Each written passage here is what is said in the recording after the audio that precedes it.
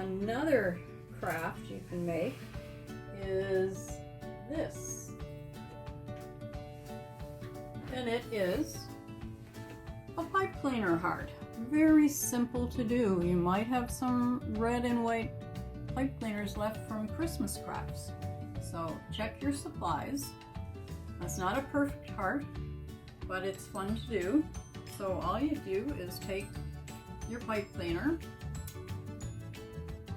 twist the ends together, and sometimes they come apart on you, so you really have to make sure you twist them good. And then you're going to try to find your middle, and it's not quite the middle, and crease that so you get a point. And then I have to lay it down in order to push it down to get the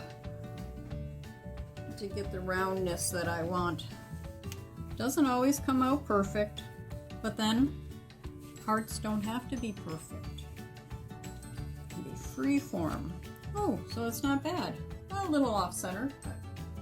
Okay, now because it's got a little lump there where I twisted them together, I did glue some bows onto them.